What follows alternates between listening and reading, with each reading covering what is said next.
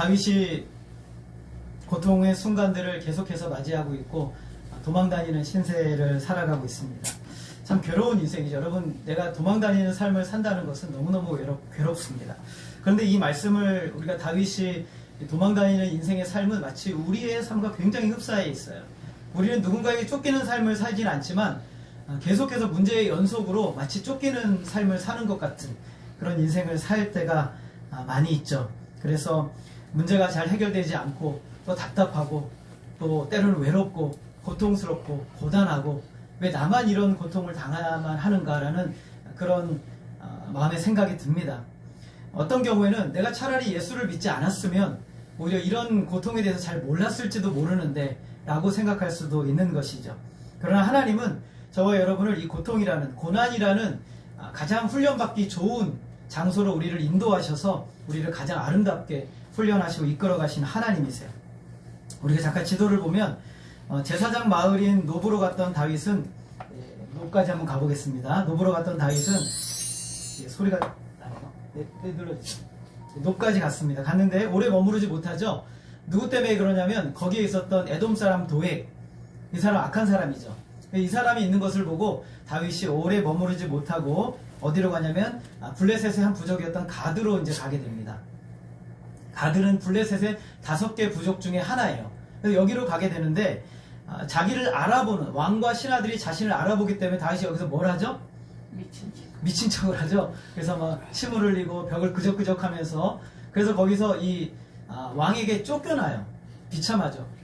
그때 썼던 시편이 시편 34편이었죠. 그래서 이제 이거를 이러면서 어디로 돌아옵니까? 이제 이스라엘 경내 아둘람 굴이에요. 골짜기나 굴이라고 얘기를 하는데 거기로 숨어 들어온 거예요.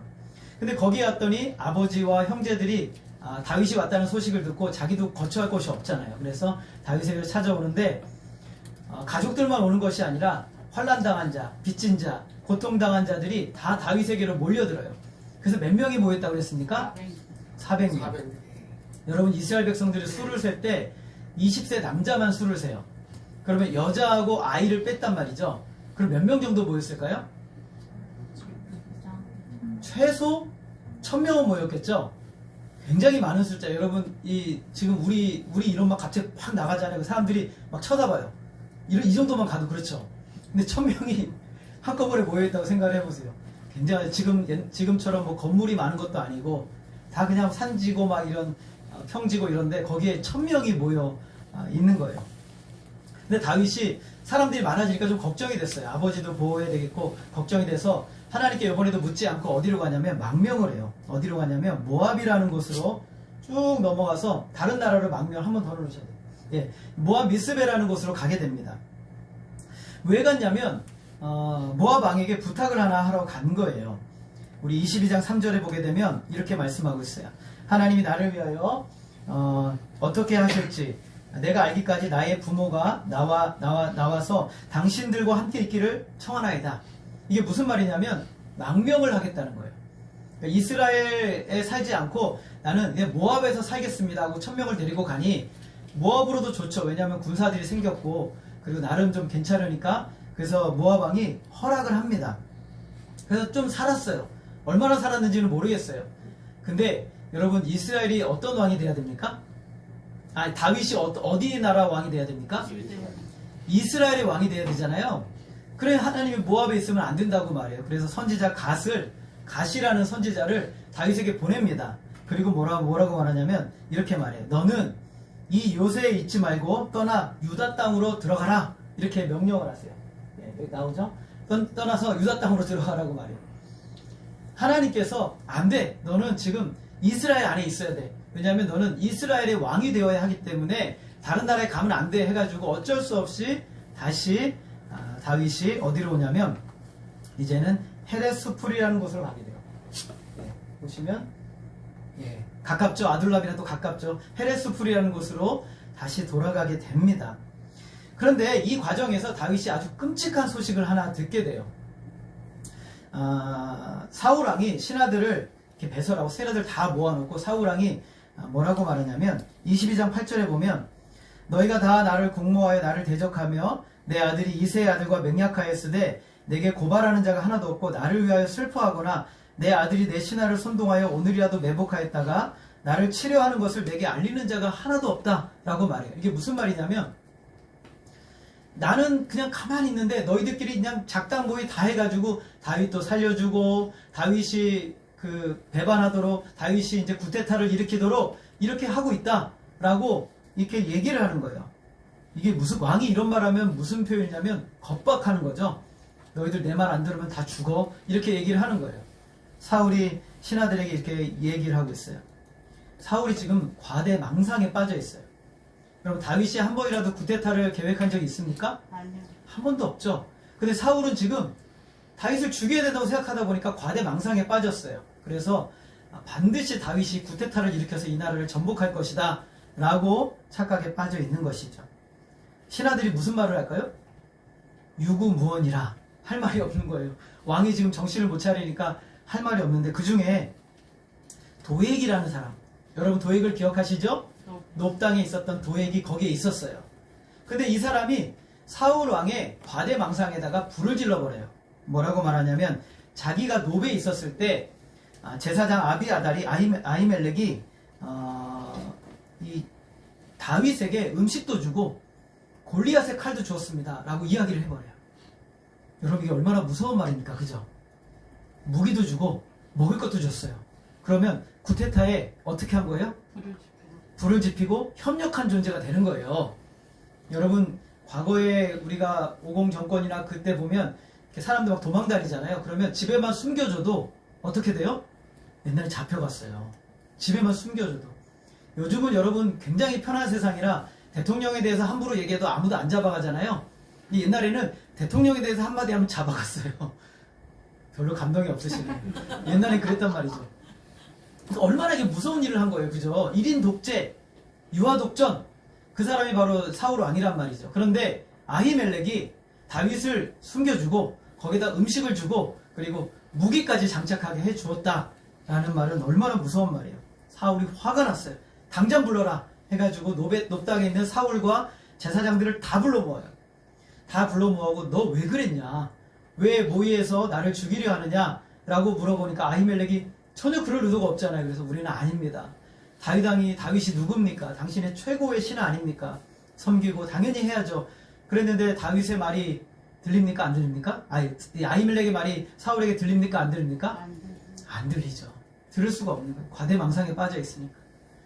사울이 호위병들을 부릅니다. 다 죽여라. 그래서 아히멜렉을 비롯해서 제사장들 다 죽여라. 여러분 제사장은요, 대제사장은 이스라엘에서 대제사장은 왕보다 더 높은 위치예요. 하나님의 음성을 듣고 하나님의 영광을 위해서 쓰임받는 가장 존귀한 존재가 대제사장이란 말이에요.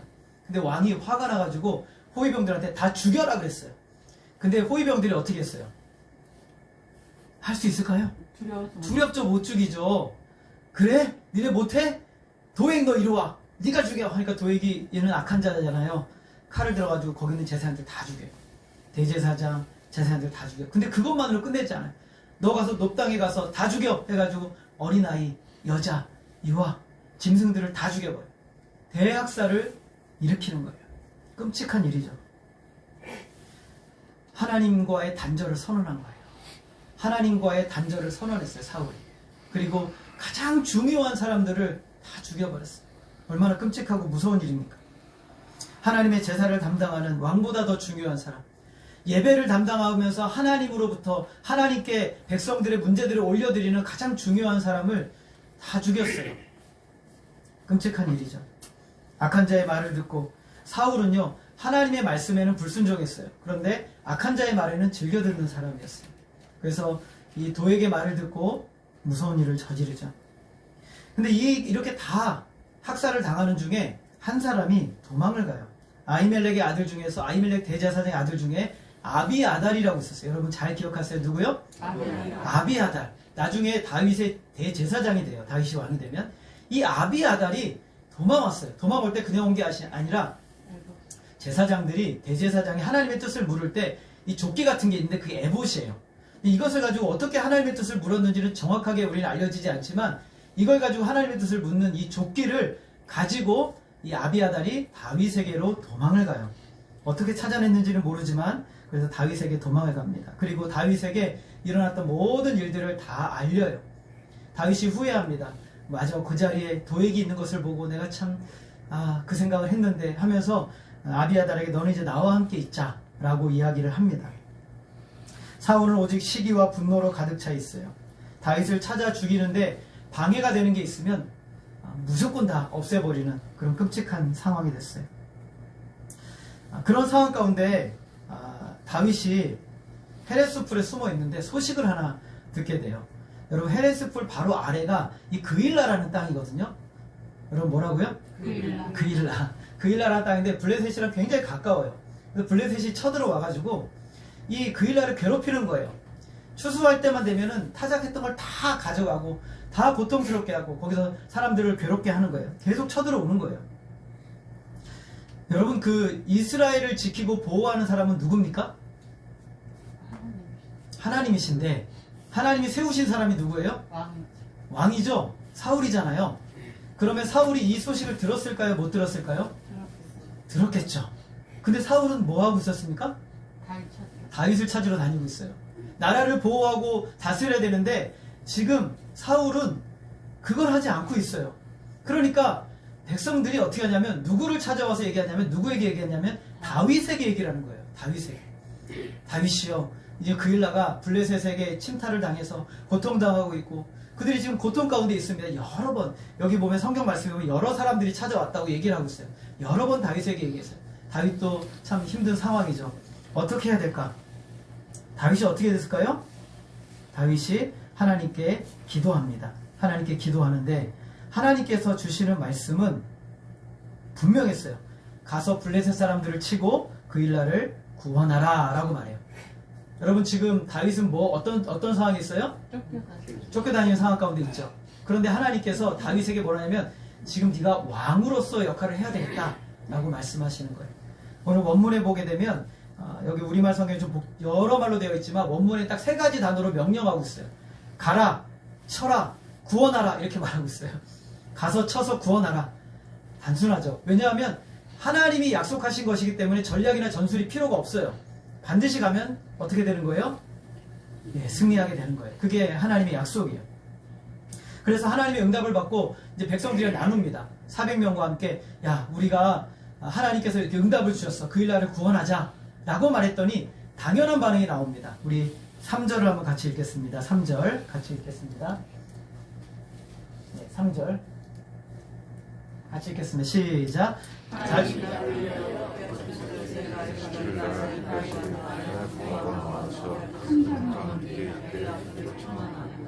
네, 다음 한번 해주세요. 다음. 네, 다음. 이걸 안 보여드렸군요. 8절. 다음. 네. 예, 같이 읽겠습니다. 시작. 다윗의 사람들이 그에게 이르되 보소서 우리가 유다에 있기도 두렵거든 하물며 그일라에 가서 블레셋 사람들의 군대를 치는 일이리이까. 그럼 당연하죠. 사람들이 모두가 이구동성으로 뭐라고 말하냐면 우리 지금 여기 있는 것도 무섭습니다. 그런데 전쟁을 벌이면 그 소식이 들리겠어요? 안 들리겠어요? 들리죠. 여러분, 전쟁에서 와 하고 막 전쟁이 일어나는데 그 소식을 여기 아까 지도에 보면 여러분 아시겠지만 이 기부하고 그일라하고 굉장히 가까워요. 그러니까 전쟁을 하면 소식이 들리겠죠. 그러니까 백성들이 하는 말이 여기 있는 것도 두려운데 어떻게 우리가 도울 수 있겠습니까? 우리가 제일 많이 하는 말 중에 야, 내 코가 석자야. 여러분 코가 석자십니까? 여러분 코가 석자시죠? 누가 여러분들에게 도움을 요청하면 야, 내 코가 석자야. 내가 어떻게 너를 돕겠니? 나는 지금 안 돼. 할 수가 없어. 우리 이런 말 많이 하잖아요. 근데 지금 다윗에 함께한 사람들이 말이 맞아요. 지금 자기들의 코가 석자예요. 왜냐하면은 지금 사울이 만약 전쟁을 하다가 전쟁을 하는 것도 힘든데 사울이 군사를 몇천 명 이끌고 와가지고 치면 400명은 순식간에 몰살당하는 거죠. 끝나는 거란 말이죠. 당연히 그들의 위치가 알려지고 꼼짝없이 사울의 손에 죽게 됩니다. 반대를 한 것이죠. 다윗과 함께한 사람들의 계산법이 맞습니까? 틀립니까? 맞아요? 맞습니까? 틀립니까? 맞죠. 여러분들이라면 이렇게 말하겠죠. 그죠? 난 지금 힘들어 못해 라고 말할 거예요. 여러분, 근데 이 사람들에게 계산법 중에 하나가 빠졌어요. 뭐가 빠졌어요? 하나님이 빠졌어요. 하나님. 가장 중요한 계산법이 빠져 있어요. 우리가 신앙생활하면서 제일 많이 있는 게 그거거든요. 우리가 계산을 잘해요. 내가 다음 달에 얼마를 넣어야 되고, 다음 달에 얼마를 붙여야 되고, 또 얼마를 벌어야 되고, 여러분 계산을 굉장히 잘합니다. 근데 문제는 뭐냐면 거기에 제일 중요한 분이 안 계세요. 하나님이 안 계신 거예요. 지금 다윗과 함께한 사람들의 계산 속에는 하나님이 안 계셔요. 너무나 당연한 말입니다. 성도에게 가장 중요한 것이 이거예요. 우리가 세상적인 계산법을 계속 두드리다 보면 하나님을 볼 수가 없어요. 지금 당장 내가 해결해야 될 100만 원이 있는데 이거 어떻게 해결하지? 그럼 우리 머릿속에 제일 먼저 드는 사람이 100만 원 있는 사람이 딱 떠올라요. 그러면 이번만 어떻게 해야지? 그 사람한테 전화를 거는 거예요. 내가 한 달 안에 갚을게. 100만 원만 도와줘. 뭐 그럴 수 있죠. 근데 중요한 걸 먼저 안 해요. 뭘 해야 됩니까? 하나님께 기도해야 되겠죠. 모든 것을 가지신 하나님께. 내가 할 수 있는 한계 안에서만 하려고 해요. 하나님의 인도하심을 받을 수 없고 하나님이 행하시는 놀라운 역사를 볼 수가 없어요. 여러분이 가지고 있는 한계 안에서 살아가려고 하면 절대 하나님을 경험할 수도 없고 하나님의 역사를 볼 수가 없는 거죠. 광야에서 예수님이 무리들을 가르치고 계셨어요. 굉장히 많은 사람들이 모였어요. 성인 남자들만 5,000명. 여러분 그럼 몇 명 모였을까요? 제 생각에 한 15,000명 모였을 것 같아요. 남자 여자 아이들 다 합치면. 근데 이제 그날 밤이 어둑어둑해지고 있었어요. 그래서 제자 중에 한 명이 예수님께 말합니다. 예수님, 여기는 빈들입니다. 그러니까 사람들을 빨리 집으로 돌아가서 밥 먹고 다음 시간 공부하시죠. 이렇게 이제 얘기를 했어요. 그때 예수님이 뭐라고 그러셨을까요? 너희가 먹을 네, 우리 한번 따라하겠습니다. 갈 것 없다. 너희가 먹을 것을 주라. 여러분 제자들이 부자입니까? 여러분 돈이 좀 많이 있으세요? 제가 여러분들 여기 지금 밖에 산 몇천 명이 있는데 여러분들이 가서 목사님 저분들 빨리 좀 보내세요. 점심 먹어서 오라고 그러세요. 그랬을 때 갑자기 제가 김민재 집사님 불러놓고 집사님 갈 것 없습니다. 집사님이 먹을 거 주십시오. 그럼 어떻게 됩니까? 호주머니를 뒤져야 되잖아요. 그래서 제자들이 호주머니를 뒤졌어요. 다 수습을 했습니다. 너희들 도시락 싸온 사람 있어? 있어? 근데 여러분 그러면 손 들어요? 안 들어요? 안 들죠. 왜냐면 내 거밖에 없으니까. 근데 어린아이 하나가 저 여기 있어요 하고 5병이요. 5개 빵 5가지 조그만한 조각 5개. 그 다음에 물고기 2마리를 저 도시락 싸왔어요 하고 손을 드는 거예요. 제자들이 보고 황당하죠. 그리고 제자들이 예수님께 가져갑니다. 예수님 이거밖에 없네요 라고 얘기를 했습니다. 그때 예수님께서는 아무 말씀 안 하시고 그것을 가지고 축복기도 하십니다. 하나님께 축복기도 하시고 여기서 중요한 거 제자들에게 먼저 나눠주셨어요. 그리고 제자들에게 나눠주신 다음에 제자들로 하여금 사람들에게 나눠주게 하셨어요. 하나님의 통로가 되도록 하신 거죠. 하나님의 통로가 되는 사람은 그 말씀에 순종하고 따라가는 사람이어야 되는 거예요. 그러면 그 통로의 역할을 위해서 채워주시는 분은 누구세요? 하나님이 하시는 거예요. 근데 우리는 통로가 되기를 싫어해요. 통로가 되는 것도 싫어하고 도전하는 것도 싫은 거죠. 거기에 모인 사람들이 5,000명 있는데 모두가 다 배불리 먹고 남은 조각 12바구니를 거두었다라는 거예요. 하나님의 역사는 수치로 계산하는 게 아니에요. 하나님이 원하시면 수와 상관과 환경과 상관없이 하나님은 하시는 거예요. 말씀에 순종하는 것. 하나님의 역사는 어떻게 하는 거예요? 인간적인 계산으로 하는 게 아니라 순종으로 하는 거예요. 하나님의 역사는 인간적인 계산이 아니라 순종으로 하는 거예요. 하나님의 일은 순종이에요. 상황이 좋든 나쁘든 하나님이 나에게 맡기신 일이라면 하나님께 순종할 때 결과는 누구에게 있어요? 하나님에게 있어요. 결과는 하나님에게 있는 거예요. 수나 가능성과 상관이 없어요. 예수님께서 이렇게 말씀하세요. 우리 같이 한번 읽겠습니다. 마태복음 19장 26절 같이 읽습니다. 시작. 사람으로는 할 수 없으나 하나님으로서는 다 하실 수 있느니라. 여러분 이 말씀 믿으십니까? 정말 믿으십니까? 여러분 머리로 계산하지 마세요. 하나님께 맡기시고 하나님을 의지하는 것을 배우셔야 돼요. 어떻게 우리가 하나님의 인도하심을 받아요? 하나님의 약속의 말씀을 믿는 믿음으로 우리는 하나님의 인도하심을 받는 거예요. 내 계산과 내 생각으로 인도하심을 받는 게 아니에요. 하나님의 말씀에 의존해서 우리는 인도하심을 받는 거예요. 하나님의 계산법을 가지고 있는 성도는 기도합니다. 그래서 기도는 나의 한계가 아니라 하나님의 능력에 나를 의탁하는 거예요. 하나님의 계획과 의도와 능력으로 들어가는 문이 기도예요. 하나님의 능력 속으로 들어가는 거예요. 하나님의 일하심 속으로 들어가는 게 기도예요. 하나님이 성도에게 주신 가장 큰 무기는 기도죠. 기도만이 선한 싸움을 싸울 수 있는 비결을 알려주는 거예요. 내가 내 마음대로 싸우는 게 아니라 선한 싸움을 싸우는 비결을 경험하게 되는 거예요. 그것이 바로 은혜의 통로죠. 거기서 분명한 하나님의 뜻이 이루어져요. 다윗은요, 사람들이 안 됩니다라고 말하니까 설득을 안 해요. 그 사람들 설득을 안 하고 다윗은 그 사람들의 말을 수용하되 어디로 가냐면 다시 기도해요. 4절 우리 같이 읽겠습니다. 시작. 다윗이 여호와께 다시 묻자온데 여호와께서 대답하여 이르시되 일어나 그일라로 내려가라. 그 사람들을 내 손에 넘기리라 하신지라. 원문 앞부분을 원문 그대로 해석하면 그리고 다윗은 여전히 다시 물었습니다. 여전히 다시 물었다는 건 다윗은 기도하고 있었다는 거예요. 계속 하나님께 기도했다는 것이죠. 다윗은 사람들의 말을 무시하지는 않았어요. 그래 너희들의 말이 맞다. 그들의 말이 맞다라고 인정했어요. 그러나 최종적인 답은 누구로부터 얻어요? 하나님으로부터 얻는 거예요. 다윗은 사람들의 말을 무시하지 않으나 최종적인 답은 하나님으로부터 얻는 거예요. 이게 믿음의 사람이죠. 언제나 기도하는 사람은 최종적인 답을 하나님으로부터 얻는 사람이에요. 다윗은 언제나 지금의 상황이나 사람들의 말보다 하나님을 더욱 신뢰하고 의뢰합니다. 그러므로 다윗은 계속 기도해요. 왜 기도해요? 하나님의 뜻이 더욱 분명하고 확실해질 때까지 기도하는 거예요. 하나님의 뜻을 반복해서 하나님의 말씀을 듣는 사람인 것이 가장 확실한 것이고, 하나님의 말씀을 반복해서 들을수록 우리는 더욱 분명한 확신 가운데 들어가서 삶을 감당할 수 있어요. D.L. 무디라는 목사님이 계셨는데 이분이 하나님의 뜻을 분별하는 법에 대해서 책을 쓴 적이 있어요. 그래서 그 책을 제가 읽으면서 참 대단하다라는 생각이 들었어요. 이것이 하나님의 뜻이 맞는지 아닌지를 먼저 생각할 때 하나님 말씀을 깊이 묵상을 한대요. 하나님 말씀을 묵상하면서 이 말씀이 과연 하나님의 뜻이 맞는가를 계속 찾는 거예요. 말씀을 통해서 찾다가 이 말씀이 맞는 것 같아. 그러면 그때 이 D.L. 무디 목사님 또 기도해요. 하나님 이것이 하나님의 뜻이 맞습니까? 라고 또 묻는 거예요.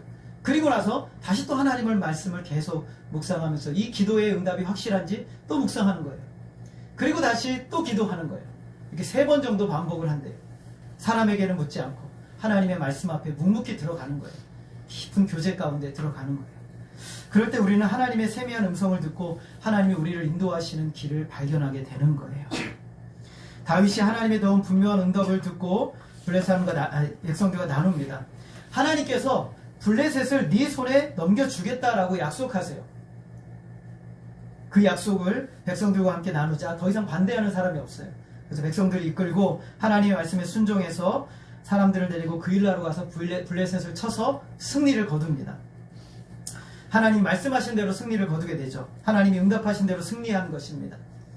다윗뿐만 아니라 백성들에게도 이 경험은 하나님을 믿고 의지하는 것이 얼마나 놀라운 것인가를 경험하게 해주는 놀라운 경험이었어요. 다윗의 지혜로움은요, 자기가 하나님께 응답받은 걸 가지고 혼자만 가지고 있었던 것이 아니라 모두가 함께 이 하나님의 역사를 누리도록 도와주었다는 거예요. 그래서 이 아둘람굴의 공동체는 믿음의 공동체가 되는 거예요. 어떤 사람이 탁월한 한 사람의 믿음의 사람이 있으면 그 사람이 공동체를 이끌어가는 것이 아니라 그 사람이 함께 이 믿음을 공유하고 말씀을 나누고 삶을 나누면서 이 공동체 전체가 다 하나님의 믿음의 공동체로 세워지는 거예요. 하나님이 기뻐하시는 모습이죠. 그리고 그들은 가축을 다 끌고 왔어요. 그래서 가축을 다 끌고 왔는데 원문 성경에 보니까 가축을 자기들이 가진 게 아니라 빼앗긴 백성들에게 다 나누어 줬어요. 원래 여러분 이 당시에 왕은요 전쟁을 하잖아요. 그러면 백성들이 빼앗긴 양이나 짐승이나 재산을 갖다가 그러면 누가 갖냐면 왕이 다 가져요. 왕이 다 갖는단 말이죠. 그게 권한이에요. 왜냐하면 내가 너희들을 보호해 줬으니까 이건 내 몫이야 하고 이렇게 갖는단 말이죠. 근데 다윗은 어떻게 했어요? 그것을 다 백성들에게 다 돌려줘요. 하나님이 기뻐하시는 왕의 모습이죠. 하나님의 나라의 원리는요, 하나님의 말씀에 순종하는 것이에요. 전심으로 하나님 말씀에 순종하는 거예요. 여러분, 하나님의 나라의 원리를 위해서 하나님이 주신 것이 말씀이죠. 율법이란 말이죠. 그래서 율법은 우리가 간단하게 얘기하면 하나님을 사랑하는 것과 내 이웃을 사랑하는 것으로 나눌 수 있어요. 두 가지란 말이죠. 그런데 이 율법을 또 설명해 주기 위해서 하나님께서 613가지의 말씀으로 율법을 주셨는데 그 내용을 또 두 가지로 요약할 수가 있어요. 두 가지는 뭐냐면 하라는 것과 하지 말라는 거예요. 여러분, 근데 사람들은 하지 말라는 것을 잘할까요? 하라는 것을 잘할까요? 하지 말라는 것을 잘하죠. 근데 율법을 지키는 것도 하지 말라는 것이 더 쉬워요. 너 간음하지 말라. 쉽죠? 간음하지 않을 수 있어요. 도둑질하지 말라. 안 할 수 있단 말이죠. 근데 하나님께서 주신 율법의 원리는 하지 말라에 머무르지 않고 하라까지 가기를 원해요. 내 이웃을 내 몸과 같이 사랑하라. 이것은 적극적인 삶의 원리죠. 그래서 하나님 나라의 원리는 하지 말라에서 하라까지 가는 것이 하나님이 하나님 나라를 다스리는 삶의 원리예요. 그래서 하나님께서 율법을 주실 때 이스라엘 백성들에게 하라와 하지 말라 두 가지를 주셨단 말이죠. 다윗은 하지 말라는 것을 넘어서서 그 일날을 구원하기 위해 그의 백성들의 유익을 위해서 자신의 위험을 감수하고 백성들을 구원해요. 안 해도 되지만, 안 해도 되는 것이지만 그것이 하나님 나라의 백성의 삶이죠. 하나님은 다윗이 하지 말라를 넘어서 하라는 하나님의 말씀에 순종하면서 백성을 잘 다스려주기를 원해요. 여러분, 어떤 사람을 일을 시켜보면 하라는 것만, 요것만 딱 잘하는 사람이 있어요. 근데 그런 사람 보면 좀 답답하죠. 적극적으로 이것을 넘어서 이 회사에 그리고 이 공동체의 유익을 위해서 더 적극적으로 일하는 사람들이 있어요. 더 복되죠. 이런 사람이 참으로 귀하단 말이죠. 하나님 나라의 백성으로 살아가는 삶의 원리는 금지의 조항만이 아니라 이것을 하라는 조약까지도 우리에게 요구하고 있는 거예요. 다윗은 그것을 붙들고 살아갔던 사람인 거예요. 나중에 이제 문제가 생기지만 다윗은 단 한 번도 백성들에게 원수 갚지 않고 그들을 징계하지 않아요. 이렇게 사울은 하나님의 말씀에 순종하지 않는데 하나님의 이름을 부르고 하나님의 뜻이라고 생각을 합니다. 그는 하나님 나라의 통치를 받는 것이 아니라 자기 나라를 위해서 살아가는 사람이에요. 다윗이 그 일날을 구원했잖아요. 근데 그 일날을 구원했는데 문제가 하나 생겨요. 그 일날 백성들 중에 몇 사람이 사울에게 가서 다윗이 지금 우리 동네에 있습니다 라고 일러 바친 거예요. 여러분, 이러면 돼요, 안 돼요? 안 되는 것이죠. 근데 그렇게 했단 말이죠. 그러자 사울의 반응이 기가 막혀요. 우리 7절 한번 볼까요?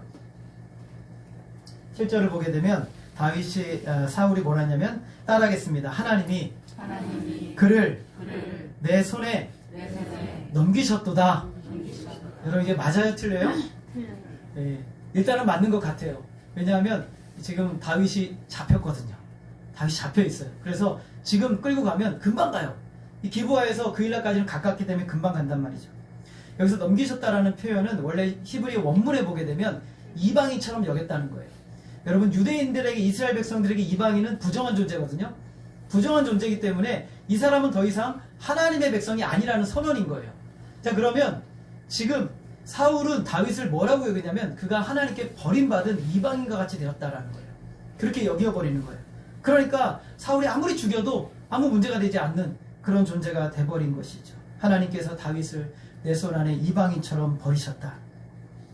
사울의 이런 생각은 하나님께 물어서 얻은 것입니까? 기도해서 얻은 것입니까? 아니면 자기 생각입니까? 자기 생각이죠. 사울은 기도하지 않죠. 하나님 앞에 기도하지 않습니다. 다윗은 성 안에 갇혀 있어요. 이제 피할 수 없어요. 꼼짝없이 죽게 된 상황이죠. 다윗이 위기에 처했습니다.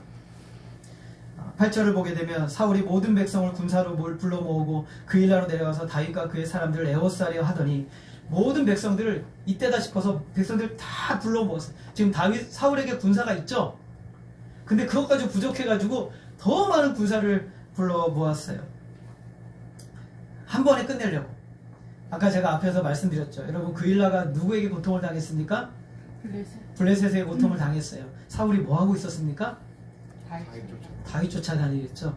지금 백성은 지금 고통당하고 있는데 군사를 불러 모아서 블레셋을 치러 가야 되는데 그 일을 했습니까? 안 했습니까?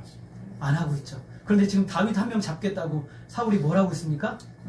온 백성들을 다 군사로 모아가지고 한 번에 다윗을 죽이겠다고 이렇게 모아 놓은 것이에요. 얼마나 다윗에 대한 적대감이 강한지 알 수 있어요. 그의 백성은 다스리지 않고 다윗을 치는데 자신의 욕망을 채우고 있어요. 사울은 자신에게 주어진 힘으로 나라를 잘 다스리는 것이 아니라 자기의 욕망만을 채우고 있어요.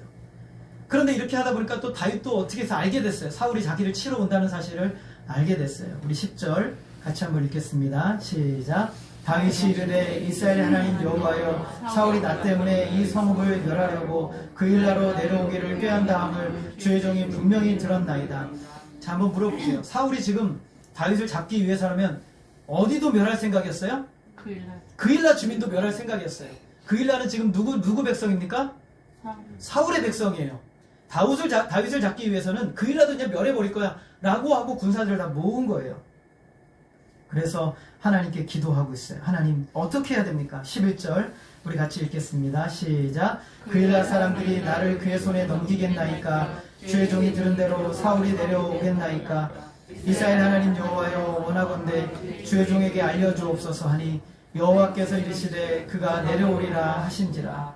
충격적인 얘기를 들은 거예요. 그일라 백성들을 누가 구원했어요?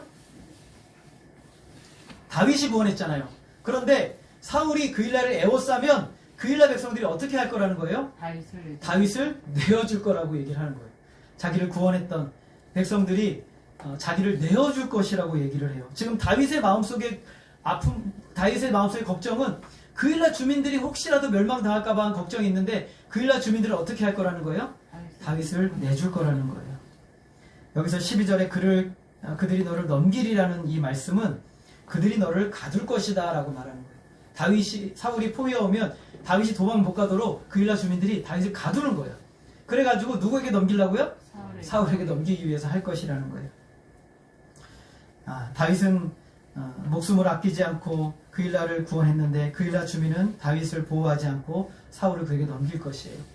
다윗은 왕이 되었는데 단 한 번도 자기를 밀고 하거나 고통스럽게 한 사람에 대해서 안갚음을 하지 않아요.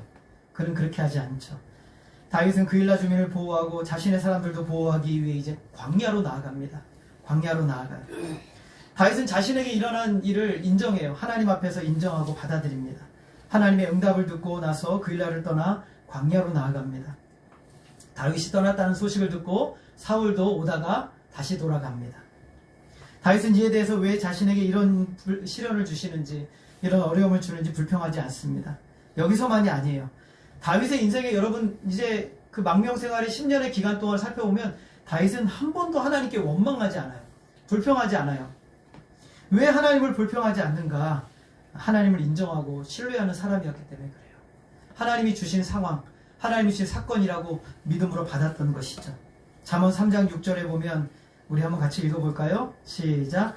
너는 범사의 그를 인정하라. 그리하면 내 길을 지도하시리라. 여러분 범사가 뭡니까? 항상 모든 일에 하나님이 인정하라. 여러분 하나님 모든 일을 인정하십니까? 모든 일에 인정하십시오. 아멘 안 하십니까? 아멘. 모든 일에 하나님을 인정하십시오. 아멘. 여러분 슬픈 일도 고통당하는 일도 아픔도 기쁨도 모든 일에 하나님을 인정하세요. 그러면 어떤 일을 하요? 하나님이 우리의 길을 지도하시리라. 우리가 원망과 불평을 하는 이유는요, 이거는 안 된다고 생각을 하는 거예요. 이런 상황은 받으면 안 된다고 생각하는 거예요. 나는 가난하면 안 되고, 나는 없으면 안 되고, 나는 누구에게 오해당하면 안 되고, 누가 나를 미워하면 안 되고, 누가 날 시기하면 안 되는 거예요. 아니요. 하나님이 그렇게 하신 거라면 하나님이 인정할 때 하나님이 우리의 길을 지도하신대요. 그래서 길을 지도하신다는 것은 길을 이끌어 가신다는 거예요. 우리의 가는 길을 이끌어 가신다는 거예요. 여러분이 발을 어디로 향하든지 그 길로 하나님이 여러분을 이끌어 가신다는 거예요. 얼마나 놀라운 말씀입니까? 다윗은 그 비결을 알았던 거예요. 그래서 다윗은 모든 부분에서 하나님 인정해요. 그래서 또 도망가야 될 때는 또 도망가요.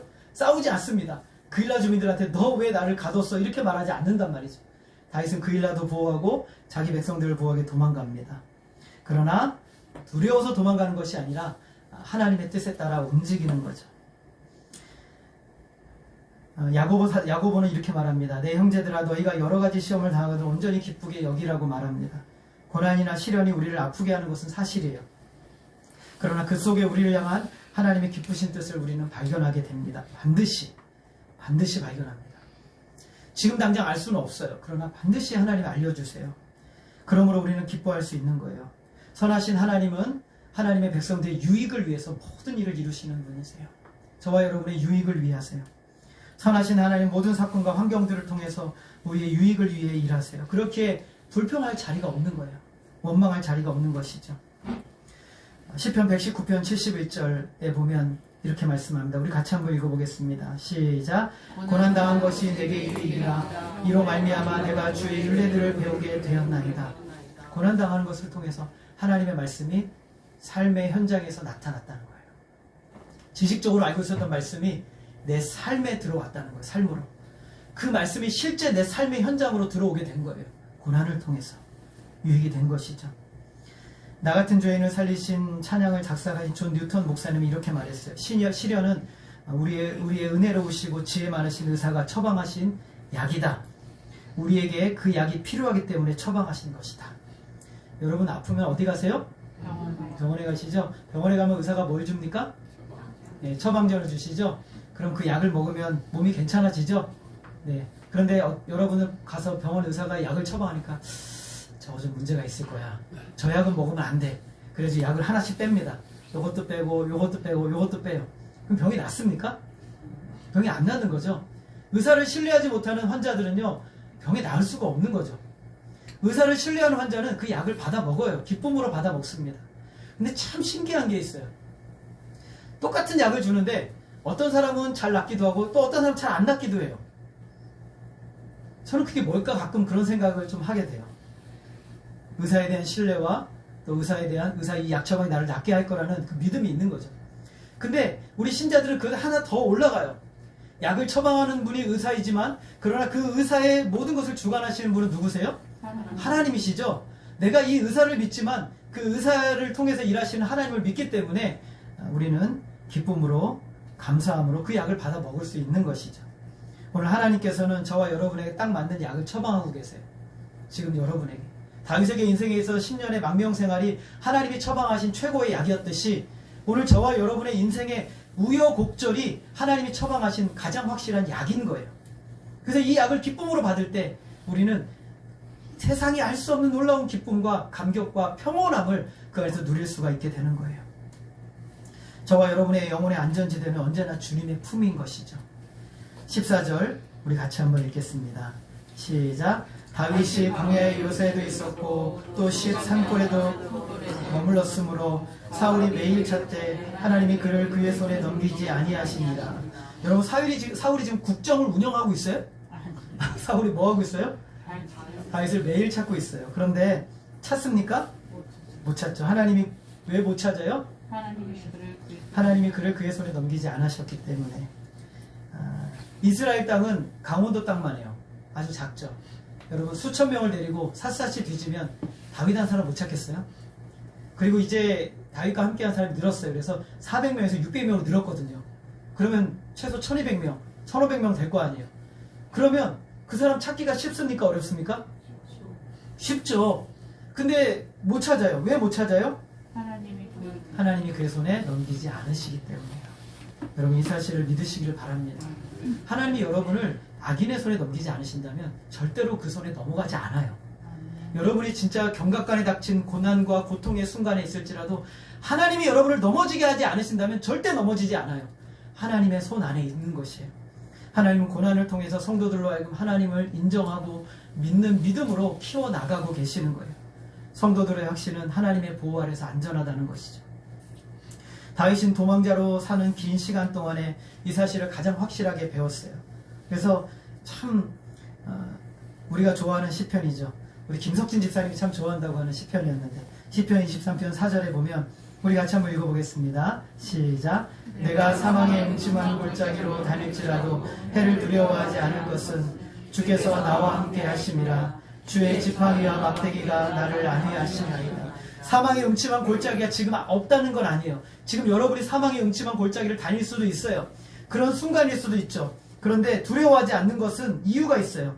왜냐하면 주의 지팡이와 막대기가 나를 안위하신다는 거예요.